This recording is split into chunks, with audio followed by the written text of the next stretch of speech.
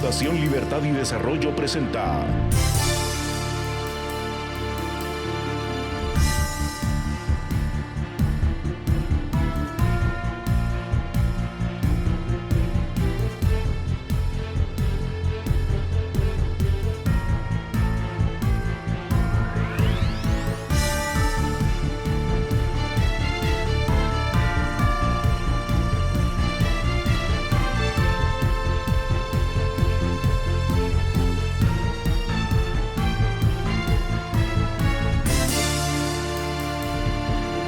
Razón de Estado con Dionisio Gutiérrez. Hace casi 30 años nació Libre Encuentro, aquella tribuna que me enseñó tanto y que me acercó a la realidad de nuestro país y a las ilusiones y tristezas de su gente. Hoy, en Razón de Estado, esta tribuna infanta, confieso con frustración que después de 3 décadas, más de la mitad de nuestros hermanos siguen viviendo en la pobreza y cada día dan la batalla de su vida para sobrevivir. Esta es una verdad que negamos y un drama del que somos indiferentes. Nuestra realidad social es fuente de sufrimiento y nuestros números sociales son una vergüenza. Millones de guatemaltecos comen escasamente una vez al día y otros cada 2 cuando bien les va. La economía de Guatemala solo funciona para la mitad de su gente. Ser joven y buscar trabajo sin encontrarlo es nuestra infame verdad. Una verdad que se manifiesta cada día con frustración y desesperanza cuando quienes se han quedado atrás entran a los mercados para hacer la compra sabiendo que no les alcanza. Dice un maestro que algún día se entenderá que un empresario no es más que ese personaje capaz de reunir recursos humanos, financieros y tecnológicos y de crear con ellos algo que puede ofrecer para que otros compren. Pero al empresario le acusan de los males del país y le persiguen políticos y populistas, esos charlatanes que todo lo tuercen, esos parásitos que nunca han producido algo ni han generado un empleo, esos que son los padres del subdesarrollo político.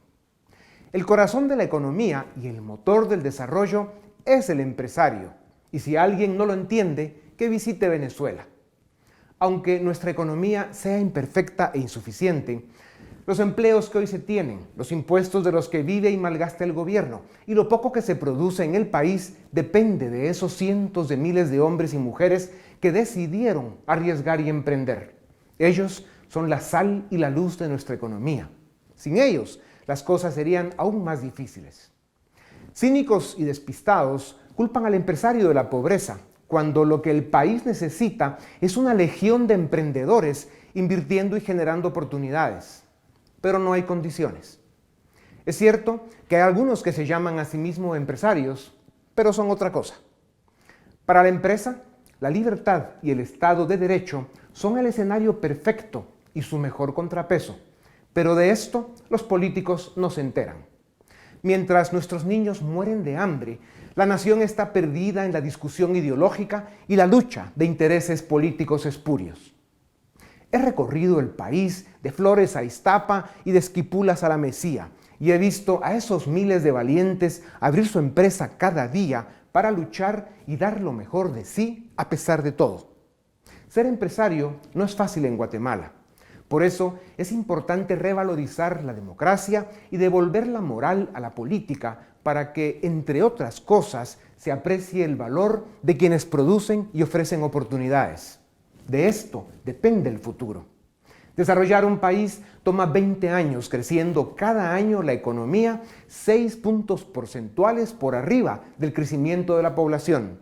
En Guatemala estamos en solo 1.3 desde hace 30 años. Son las empresas y una economía libre, con certeza jurídica, las que traen éxito a las naciones y prosperidad a sus habitantes. Pero los políticos no se enteran.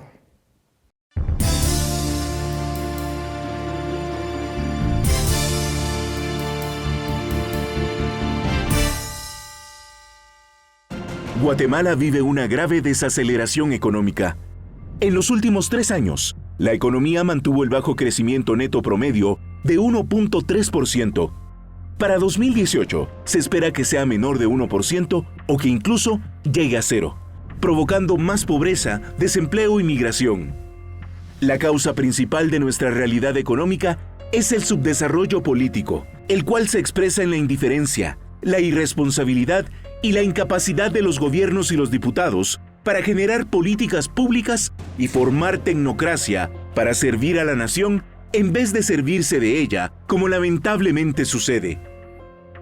Los gobiernos han descuidado los servicios públicos y la infraestructura, y han sido incapaces de resolver la creciente conflictividad social que afecta a la inversión en el territorio nacional. Durante más de una década, el sector energético y minero aportaron dinamismo a la economía. Sin embargo, debido a la incapacidad de los políticos y la falta de certeza sobre la implementación del Convenio 169, las empresas han dejado de invertir, lo cual provocará una crisis energética en el mediano plazo. En 2016, el Congreso de la República realizó cambios a la Ley de Zonas Francas, y muchas empresas cerraron operaciones y se fueron a otros países. Hasta el momento, el Congreso ha sido incapaz de enmendar el error y todo indica que no tiene interés en hacerlo. El Convenio 175 de la OIT permite la contratación a tiempo parcial, lo cual permitiría generar nuevas oportunidades de empleo, pero a los diputados no les da la gana definir y aprobar el reglamento para poder hacerlo. Lo que es legal y normal en países desarrollados, además de vital para la generación de empleo, en Guatemala no se concreta por incompetencia y negligencia de funcionarios públicos. El desorden e indecencia con que los últimos gobiernos manejaron las finanzas públicas provocó que cada año se dediquen más recursos al funcionamiento del gobierno y menos a inversión. Esto ha dejado en ruinas la infraestructura del país. La inversión del gobierno representó el 5.3% del Producto Interno Bruto en 2006 y disminuyó hasta el 2.2% en 2017. Esto implica que cada año el gobierno tiene menos recursos disponibles para invertir en carreteras, escuelas o centros de salud. En los países con gobiernos competentes, la inversión alcanza el 3.2% del Producto Interno Bruto.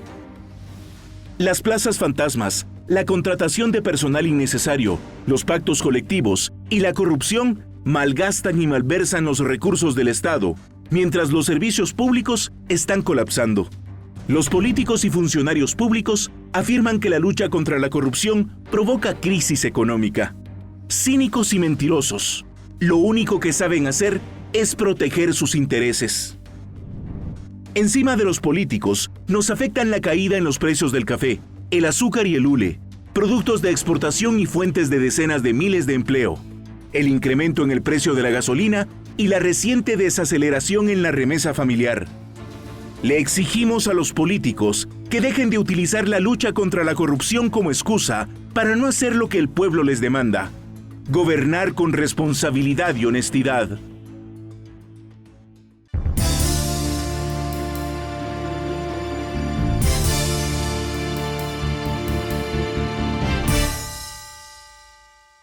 Bienvenidos a Razón de Estado. Hoy nos acompaña el licenciado Richard Aikenhead. Él es licenciado en Economía, tiene una maestría en Administración Pública de la Universidad de Harvard, de la Escuela Kennedy. Es un activista y emprendedor, dirige una empresa de banca de inversión. Es bueno saber que el licenciado Aikenhead fue ministro de Economía y ministro de Finanzas. Él sabe lo que es la administración pública y también fue promotor y firmante de los acuerdos de paz. Licenciado Aikenhead, bienvenido a Razón de Estado. Los datos de Guatemala, sociales, políticos y económicos, dan escalofríos, son de miedo y muchos de ellos, especialmente los datos sociales, son una vergüenza para los guatemaltecos por lo mal que estamos. La causa principal de los graves problemas de un país como Guatemala es el subdesarrollo político. Su primera manifestación es la corrupción y la segunda es la incapacidad para gobernarnos. ¿Es el subdesarrollo político la causa principal de nuestra realidad? Mire, los guatemaltecos hemos sido capaces muchas veces de crecer, de generar empleo, de desarrollarnos al margen de la política. El problema es que la política ha alcanzado la economía y hoy definitivamente la política está frenando la economía. Una política que está plagada de corrupción, una política en la que no hay inversión y la inversión que se hace con valores desproporcionados, donde no se toman decisiones en un mundo tan cambiante. Definitivamente, si no cambiamos y fortalecemos la institucionalidad democrática, no podemos avanzar. Y para eso, luchar contra la corrupción y la impunidad no solo es necesario, es imprescindible. Sí. Hay algunos que plantean de que la lucha contra la corrupción provoca crisis económica. ¿Qué piensa usted? No, lo que provoca crisis económica es el énfasis que el gobierno le ha dado únicamente al tema de resistir esa lucha y de las diferencias que hay en el tema de la corrupción y la impunidad. Yo creo que debe avanzar en una línea, pero por el otro lado, hay acciones que podemos tomar en lo económico que nos pueden permitir reactivar la economía y generar el empleo que los guatemaltecos necesitan. Licenciado, desde la apertura democrática, gobiernos, congresos, élites, fuimos incapaces de diseñar un modelo de desarrollo que tendría que traducirse en leyes, en propuesta de políticas públicas y en formación de una tecnocracia que implemente ese modelo de desarrollo a través de los años y los gobiernos. ¿Por qué no lo hemos logrado? Mire, yo le diría que nosotros desde el regreso a la democracia lo que logramos es hacer unas transiciones en unas primeras etapas muy importantes. Se hizo la transición hacia la apertura de la economía. A mí me tocó ser ministro cuando se firmó el GATT, que era la reducción de los aranceles y todo, terminar con los precios topes. Eran momentos en que estábamos abriendo la economía. Después de eso, con mucha dificultad, pero se logró aprobar el Tratado de Libre Comercio con Estados Unidos, que ha sido fundamental. Esa parte fue importante. El empezar a entrar y encontrarle soluciones novedosas a los temas de los servicios públicos, como en su momento electricidad y telecomunicaciones, fue fundamental. El entender que la inflación era malísima y empezar a tener prudencia en el manejo macroeconómico, se pudo hacer. El problema ha sido que cada vez más la política se ha metido a interferir en la economía y lo único que hemos logrado gracias a las remesas familiares es mantener una estabilidad macroeconómica, pero ya no hay un dinamismo para el crecimiento de la economía. Licenciado, en el mundo político, por lo menos hay discusión de que se debe buscar la posibilidad de encontrar acuerdos mínimos para que la política de Guatemala vuelva a respirar.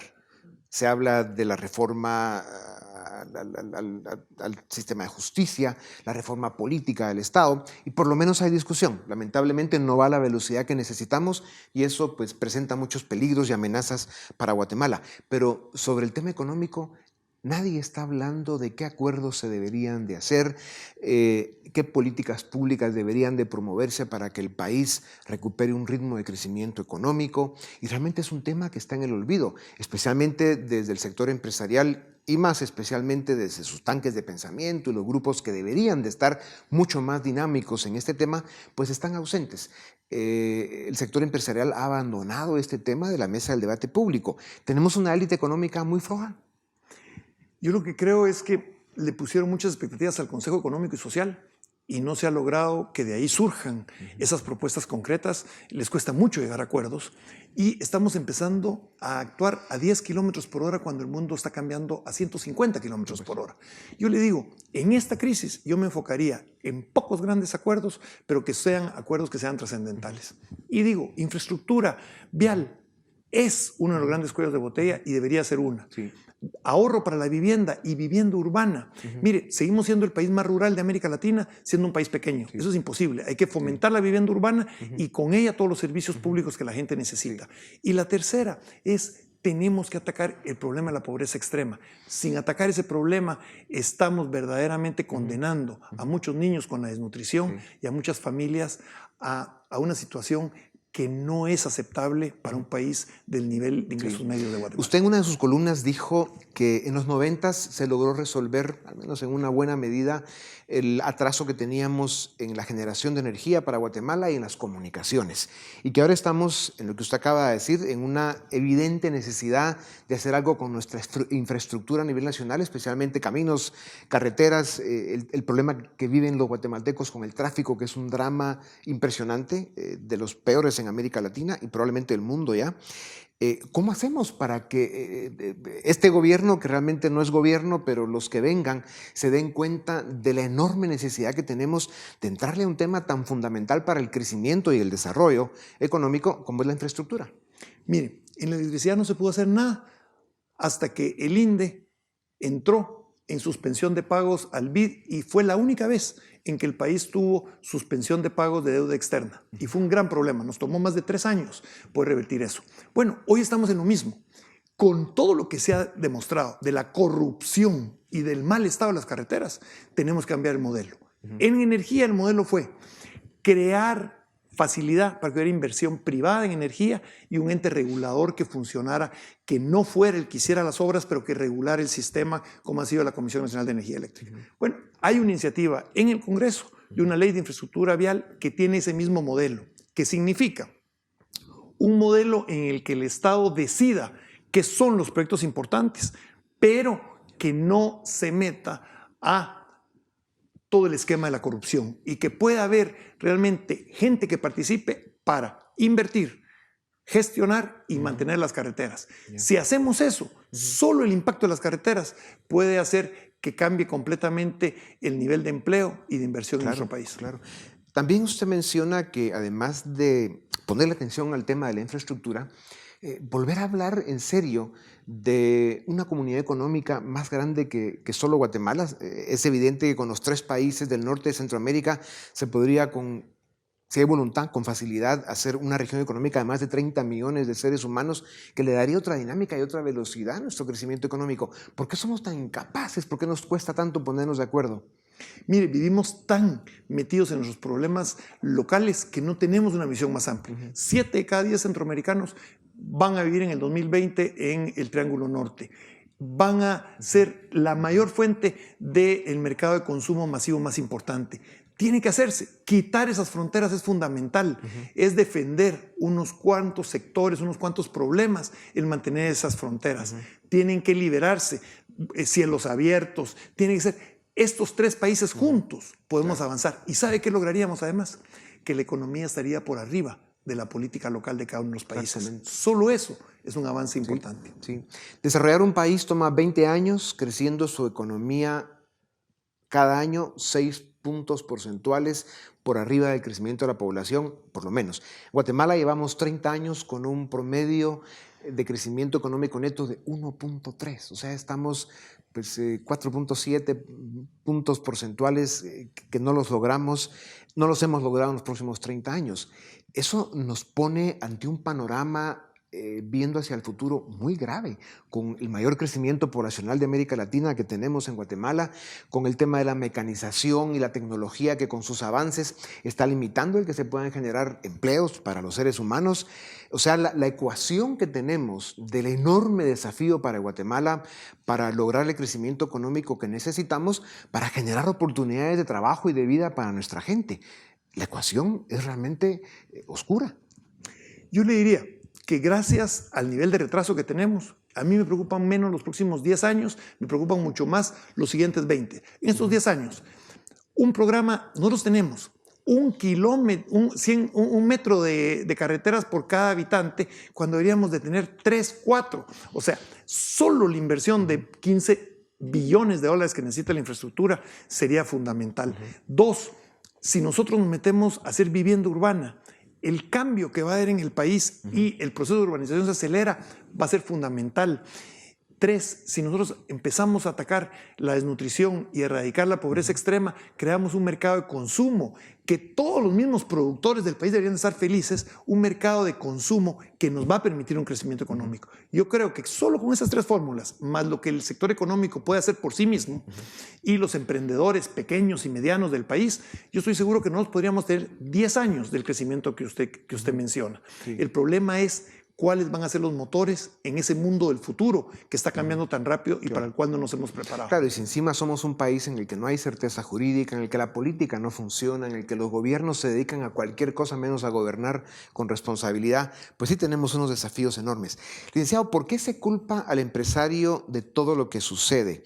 ¿El vacío que han dejado los políticos desde hace muchísimos años, pues ha sido llenado en la política y en los temas de Estado, por la prensa, por la sociedad civil, por todos estos grupos de jóvenes y por el sector empresarial? Porque un empresario normalmente es mal activista y peor político.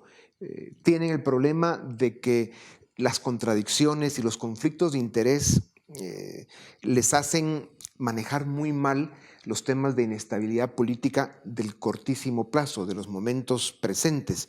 Y por eso es que, claro, el hecho es que les afecta a los intereses del cortísimo plazo. Sin embargo, ante los problemas graves que hemos tenido en momentos de crisis política, sus posiciones son ambiguas. Cuando ya tienen que subirse a un esfuerzo cívico de la sociedad, llegan tarde y mal. Y eso ha creado una óptica muy negativa que ayuda a esa teoría de culpar al sector empresarial de todo lo malo que sucede en el país.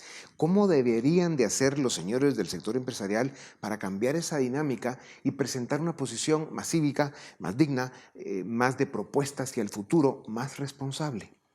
Mire, yo creo que el problema es muy claro. Es como cuando usted maneja un vehículo. Muchas veces cuando usted quiere llegar a acuerdos del mínimo común denominador, que es como funcionan muchas veces las entidades del sector privado, es como estar manejando viendo el retrovisor. Entonces, lo que quieren es recuperar las cosas que habían en el pasado. Eso no va a ocurrir. Lo segundo es... Las cosas que habían pasado, como una cultura caudillista, dueño de finca, esa cultura de lo que no controlo me molesta. Claro, eso si no cambia, van a terminar en el basurero de la historia. Porque es una visión más rentista, una visión de mercado interno, protección. No, eso ya no va a darse.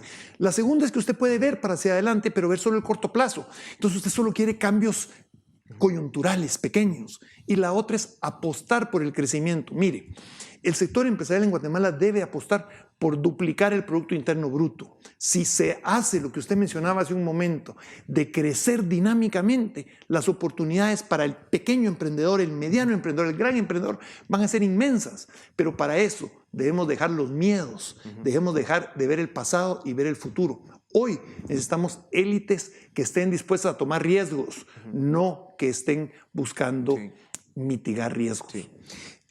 El grave problema de Guatemala, que coincidimos en que es el subdesarrollo político, pues eso lo que impone es de que hay que estar conscientes en que para resolver ese problema hay que rescatar la política, y eso pasa por reconstruir o refundar el sistema de partidos políticos. Ir, pues eso, educando, formando una nueva generación de dirigentes, de tecnócratas que puedan darle a la función pública el respeto, el prestigio y la efectividad que debe tener, especialmente en un país como el nuestro que tiene tantos problemas.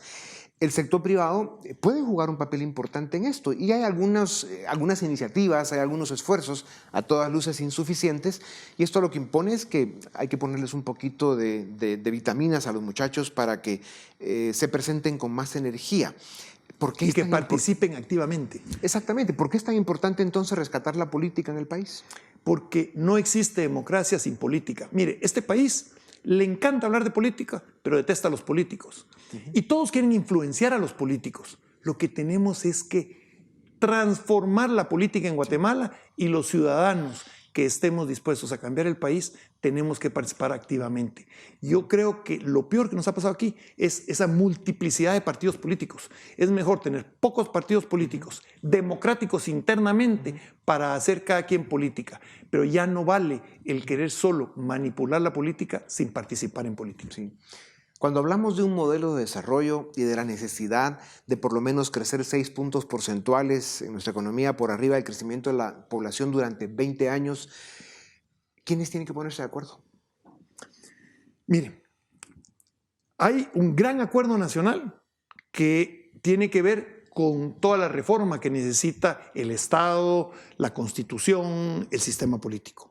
Pero hay otras reformas concretas, que son las reformas que se necesitan para salir adelante. Yo tomaría 3, 4 medidas de corto plazo para poner a crecer la economía, y haría un debate, un diálogo nacional de nuevo, pero la única diferencia que yo pondría es que en el diálogo nacional tienen que ser los jóvenes los que estén presentes. Sí. No debería haber nadie de más de 50 años en ese diálogo. ¿Por qué? Porque el futuro lo tienen que construir los jóvenes. Mire, solo un tema. ¿Cuánto le dedicamos nosotros en este país a la digitalización? En este mundo que todo es digital, no sabemos ni siquiera cuántos empleados públicos hay. En este mundo que es todo digital, nosotros todavía seguimos discutiendo la licitación de nuevas bandas para poder dar conectividad en todo el país. El país necesita una apuesta fuerte hacia el futuro, hacia todos los cambios que vienen. Y para eso yo haría un gran diálogo nacional, como se hicieron al principio de la etapa democrática, pero solo que ahora es un diálogo nacional de los jóvenes. No cabemos ahí los que ya pasamos Sí. a la tercera edad. Los que no hicimos la tarea, pues bueno, como dicen, a ellos sí les toca, a los jóvenes. Licenciado, muchas gracias. Con ustedes volvemos en un momento para seguir en Razón de Estado.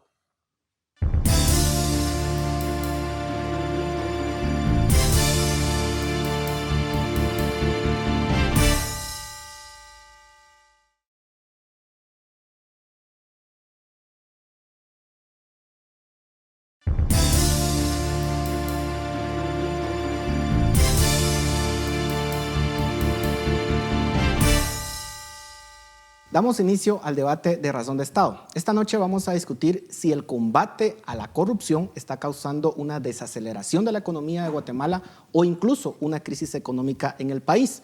Contamos para esta discusión con dos renombrados analistas. En primer lugar, el licenciado Jonathan Mencos, director ejecutivo de ICEFI, y el doctor Daniel Fernández, director de UFM Market Trends. A ambos muchas gracias por estar en esta noche para discutir de este tema que sin duda alguna es bastante controversial. Y para empezar, licenciado Mencos, es indudable que en los últimos 3 años la economía del país ha atravesado una desaceleración con indicadores que cada vez son más preocupantes. La pregunta es, ¿se debe esta desaceleración de la economía a la lucha contra la corrupción? ¿Podría incluso decirse que la lucha contra la corrupción está causando una crisis en la economía del país? No, bueno, muchísimas gracias. Hay que comprender que la economía es algo más complejo que una única variable.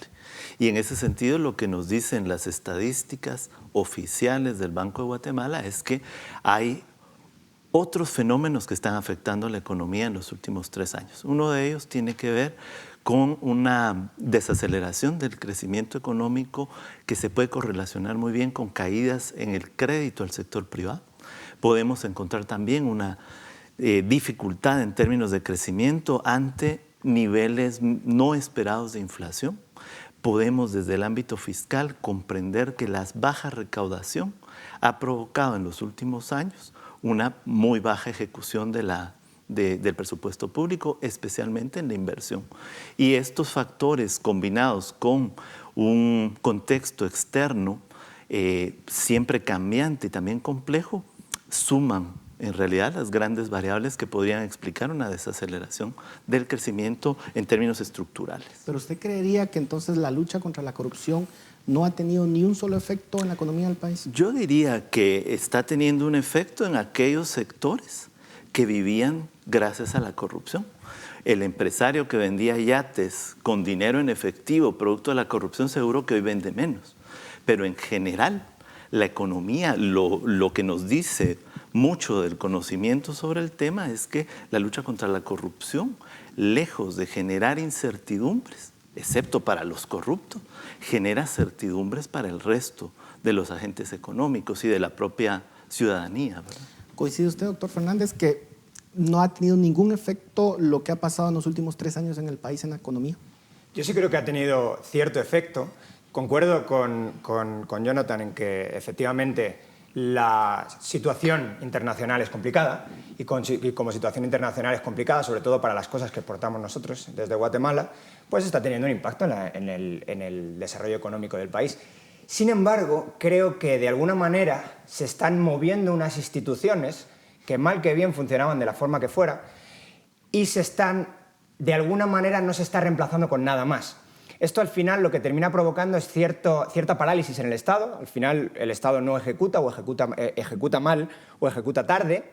Y en algunos lugares incluso se puede ver que la lucha contra la corrupción, si no tienes otra cosa que la sustituya, lo que está generando es cierta parálisis. Por ejemplo, se puede ver en puertos o se puede ver en el tiempo, por ejemplo, que se tarda en desaduanar un barco o una mercancía que viene del extranjero. Pero lo que usted está diciendo es de que se tarda porque antes la corrupción permitía que fuera más rápido. ¿Es eso lo que está diciendo? La corrupción es un mal second best. Al final lo que nosotros tenemos son instituciones formales e instituciones informales en diferentes países. Los países usualmente desarrollados, estas dos tienden a converger. No siempre se solapan completamente, pero convergen.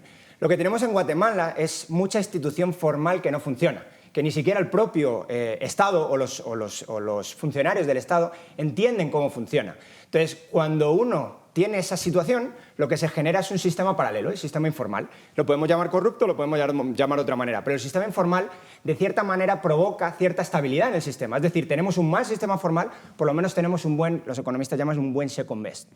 Cuando movemos de esta manera las instituciones del Estado, lo que estamos provocando es que por fuerza nos tenemos que ir al sistema formal, que es mucho más ineficiente que el informal. Entonces, desde este punto de vista, lo que estamos viendo es que desaduanar un buque es mucho peor ahora, muchísimo peor, hay cola en los puertos que en 2015. No quiero decir que la corrupción sea el mejor sistema, lo que quiero decir es que si lo mueves y no hay otra cosa detrás, generas problemas económicos y eso es lo que creo que estamos viendo. Podría darse ese escenario y sobre todo en el caso de Guatemala, con la inestabilidad que se han percibido que está ocurriendo en el país con, digamos, esa conflictividad entre el gobierno, la CICIG y esas señales que se envían al exterior de que definitivamente las cosas no están bien en Guatemala en términos de hacia dónde va, de esa incertidumbre que pueda existir. ¿Puede tener esa incertidumbre un efecto en la economía, sobre todo con las decisiones de invertir o de consumo? Sí, bueno, yo creo que debemos distinguir a lo largo de estos 3 años, de 2015 a 2018, 2 tiempos. Un tiempo es el inicio del conocimiento de los casos relacionados con corrupción, la salida del binomio del Partido Patriota y toda una discusión ciudadana para mejoras, para poder aprovechar este conocimiento nuevo sobre la corrupción y cerrar los caminos de la corrupción. Y el otro paso es el gobierno actual, que con sus mensajes más bien está declarando que no está dispuesto a reformar esas instituciones que vos muy bien mencionabas. Y que entonces el mensaje es muy claro. Hay quienes tienen poder y quieren mantener ese poder a través de actos de corrupción o de continuar esos caminos de la corrupción. El mensaje está llegando muy claramente. Es cierto que el país a nivel regional solamente logra captar el 10-12% de la inversión extranjera internacional, pero realmente lo que uno observa de muchísimas ha sido estructuralmente. Y lo que pasa es que lo que se observa es que las inversiones, lo que quieren los inversionistas, hasta más importante que el cobro de los impuestos en un ranking de 20 elementos, es saber que llegan a un lugar donde no tienen que negociar bajo la mesa con nadie, que hay una lucha contra la corrupción. Esa lucha contra la corrupción está en el nivel 7 de los 20 elementos. En el 11 está el pago de impuestos.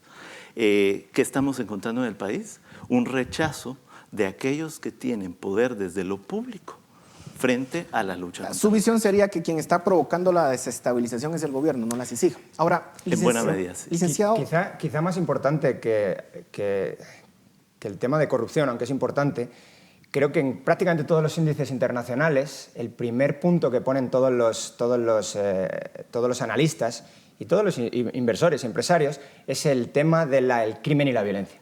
Costes empresariales de crimen y violencia son enormes. De hecho, somos el país 134 de 137 en el mundo, en términos de costes empresariales derivados de la violencia y el crimen.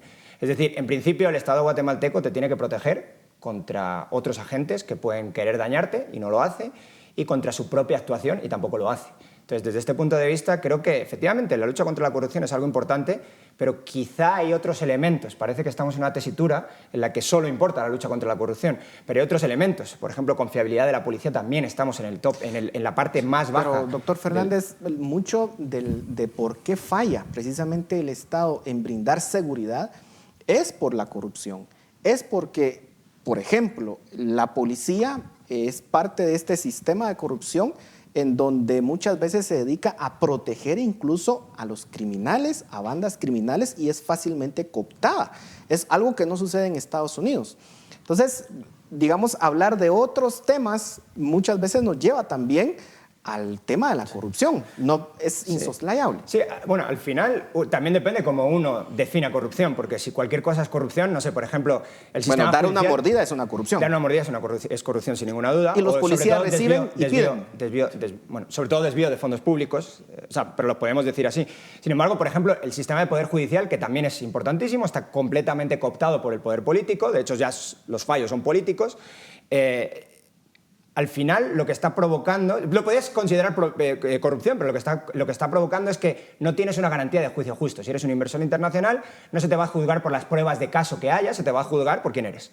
Entonces, todo esto, ¿lo podías llamar corrupción del Poder Judicial? Sí, pero entonces la corrupción lo es todo, pero cuando una cosa es todo, también es nada. Es decir, definamos primero corrupción y luego los intereses y de alguna manera, las prioridades del país. Y estoy de acuerdo, la corrupción es un problema gordo, no es el único problema. Parece que si vamos a solucionar la corrupción, vamos a solucionar todo.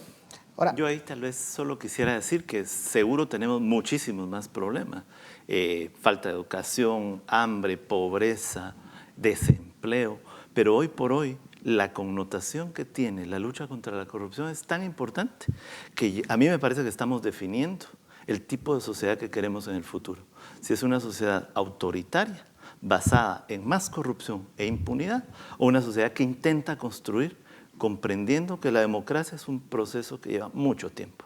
Pero hoy por hoy, los mensajes del gobierno y de algunos sectores empresariales invitan a pensar que prefieren vivir en Honduras o en Nicaragua y no intentar construir una sociedad diferente. Entonces, el tema de la corrupción es un tema toral, porque de él depende muchísimo las inversiones públicas, las inversiones privadas, la posibilidad de desarrollo es la que está en juego.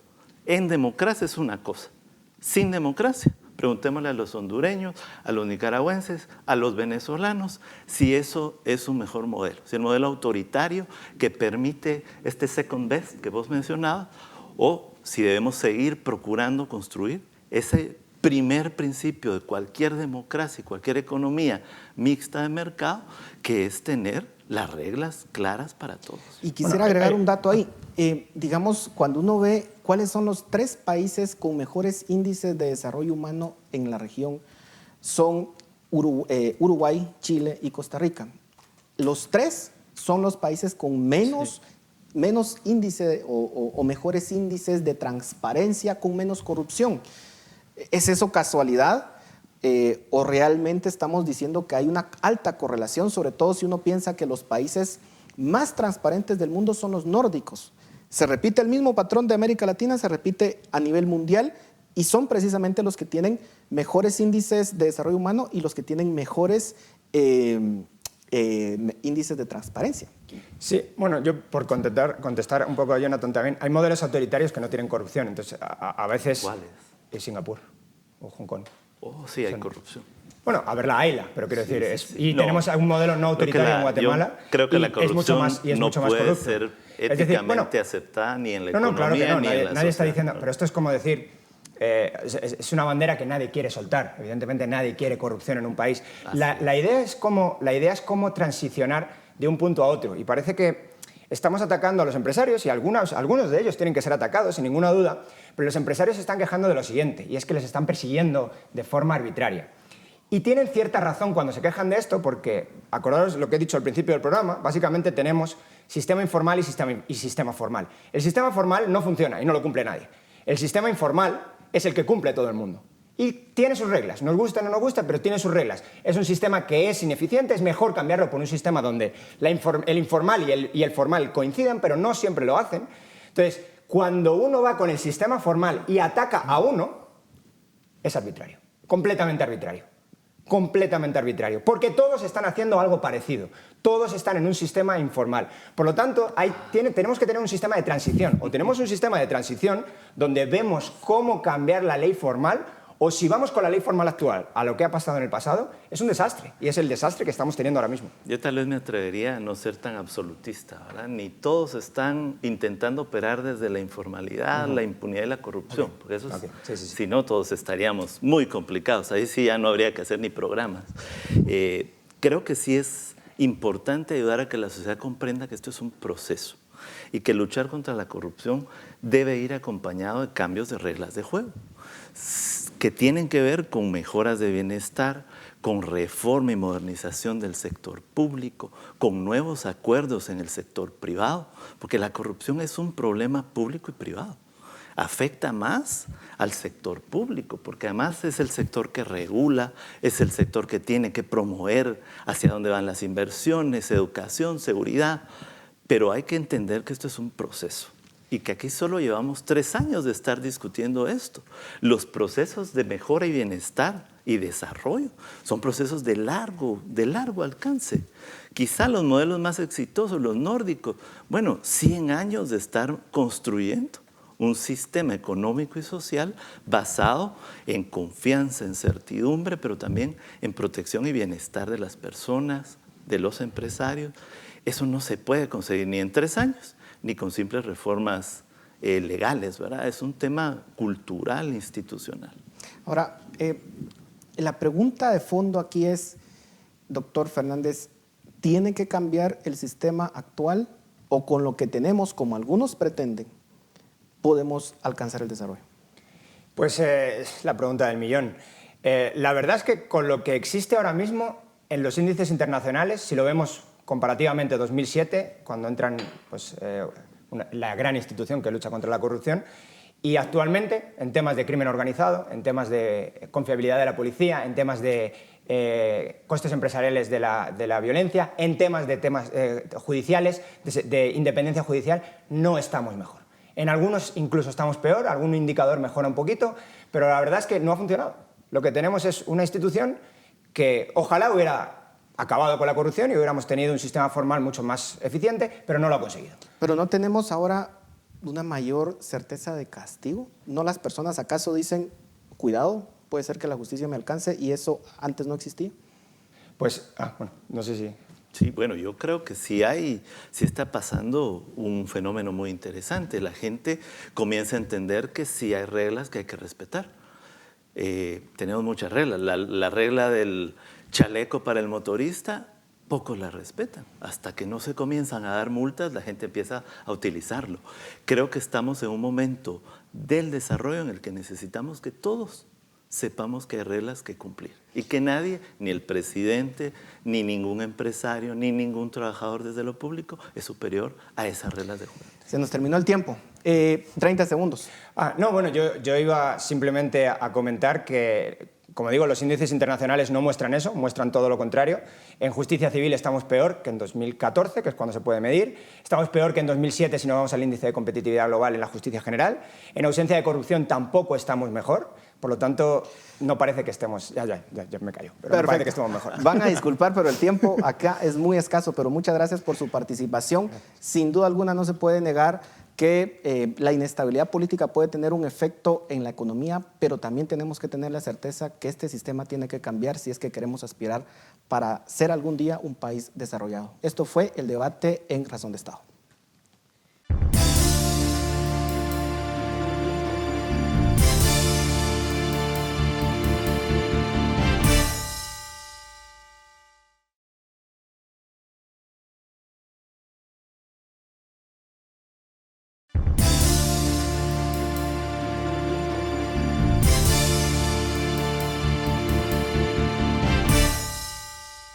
Hoy presentaremos cómo una economía disfuncional e insuficiente en un Estado corrupto y sin instituciones respetables les afecta a ustedes y a sus familias.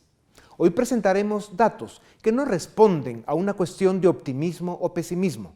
De eso se encargan los psicólogos. Los pueblos que alcanzan bienestar reúnen 3 factores indispensables: educación, libertad y certeza jurídica. Guatemala es el segundo país más pobre de América Latina y el segundo con mayor tasa de crecimiento demográfico. En 2025 seremos casi 20 millones de chapines. En los últimos 30 años, nuestra economía creció solo 1.3% en promedio, restando el crecimiento de la población. Tenemos el 5º ingreso per cápita más bajo del continente y el penúltimo en inversión desde 2008 respecto al PIB. A este ritmo nos tomaría 54 años duplicar el ingreso per cápita y en 2072 seríamos más pobres. Nuestra tasa de ahorro es insuficiente para generar inversión y la política fiscal ha sido un fracaso. La única forma de crear oportunidades de trabajo es a través de la inversión de capital y esto no está sucediendo. La inversión anual en Guatemala solo genera 25,000 empleos formales frente a los más de 200,000 que se demandan. tendríamos que multiplicar por 5 la inversión para satisfacer la demanda de empleo. Por si esto fuera poco, vivimos un ciclo de desconfianza e incertidumbre en la economía y caída de precios en nuestros productos de exportación. Esto provoca parálisis y más desempleo. No es fácil competir ni generar empleos de calidad en una economía que tiene 70% de informalidad, un 88% de devaluación del peso mexicano en 10 años, el contrabando fuera de control y exceso de dólares por remesas y narcotráfico. No tenemos un modelo de desarrollo ni certeza jurídica para atraer la inversión que necesitamos, y nuestra infraestructura está cada día más deteriorada. Según el Índice de Competitividad Global, los costos que generan el crimen y la violencia en Guatemala son tan altos que nos ubica en la posición 134 de 137 países. Estamos entre los últimos 4 lugares del mundo. En nivel de confianza de los ciudadanos a los políticos, nivel de corrupción en fondos públicos, calidad de matemáticas y ciencias que imparten las universidades y cumplimiento de contratos, Guatemala ocupa los últimos 14 lugares del mundo. Estos índices y números los producen instituciones que son referente mundial para inversión, acreedores y turismo. El mundo nos ve a través de estos números. En el sector empresarial, el académico y, por supuesto, el político, tenemos poco de qué presumir. Si los políticos son una decepción, es urgente que las élites económica, académica y profesional despierten del letargo en que están y se liberen de la trampa de la coyuntura para articular una propuesta estratégica y de largo plazo para salvar al país de las consecuencias que sufrimos por tanta inconsecuencia. Un país preso de frustración y desesperanza, sin oportunidades y con nuestros números, no es viable. Guatemala necesita ideas, liderazgo y compromiso. Necesita instituciones funcionales y transparentes que brinden certeza a la inversión y alivio a nuestros problemas sociales. Guatemala necesita acuerdos mínimos y ciudadanos presentes y activos. Guatemala lo necesita a usted. Esto es Razón de Estado.